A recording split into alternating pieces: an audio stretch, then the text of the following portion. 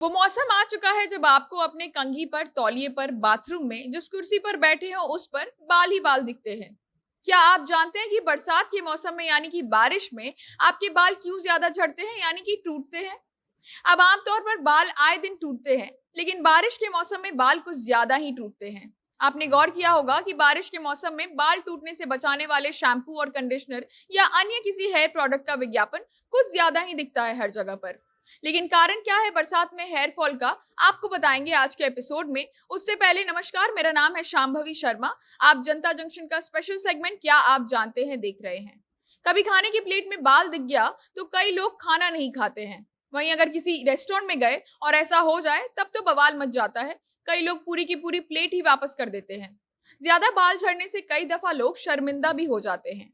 तो अगर आम मौसम में आपके हल्के फुल्के बाल गिरते हैं, लेकिन बरसात के मौसम में जहां आप बैठते हैं वहां आपके पीछे आपके बाल गिरे होते हैं, तो ये वीडियो आपके लिए है। लंबे बाल वालों के साथ ये वीडियो सबसे पहले शेयर करिएगा, क्योंकि उनका दुख कुछ ज्यादा ही होता है। पर्सनल एक्सपीरियंस से बता रही हूँ।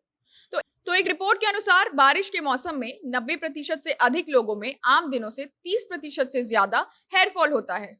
जहां आमतौर पर एक दिन में 50 से 60 बाल गिरते हैं, वहीं बारिश के मौसम में ये संख्या बढ़कर 250 पार कर जाती है।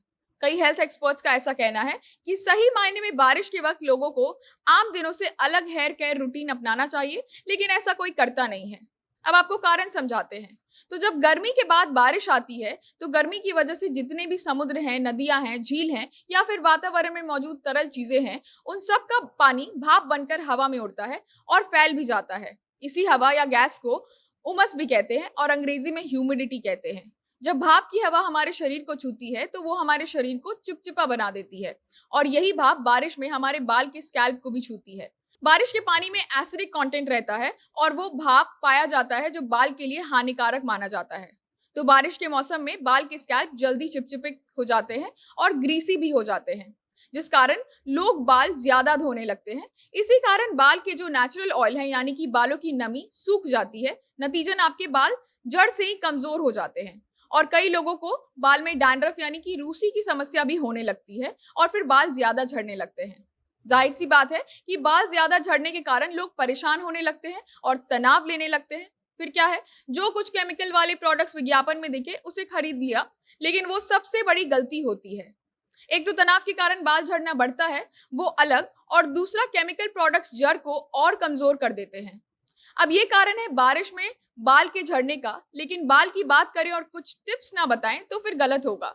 जमाना नेचुरल चीजों की तरफ वापस जा रहा है, तो पेश है आपके लिए कुछ नेचुरल और लोगों द्वारा आजमाए गए टिप्स। सबसे पहला होगा कि अगर आप बारिश में भीग गए और आपके बाल भी गीले हो गए, तो आप तुरंत ही अपने बाल को गुनगुने पानी से धो लें, क्योंकि बारिश के पानी में प्रदूषण के कारण बहुत कीटाणु और एसिडिक कंटेंट पाया जाता है। गर्म पानी कीटाणु को मार देता है और शैम्पू आपके स्कैल्प पर चिपकी गंदगी को साफ कर देता है।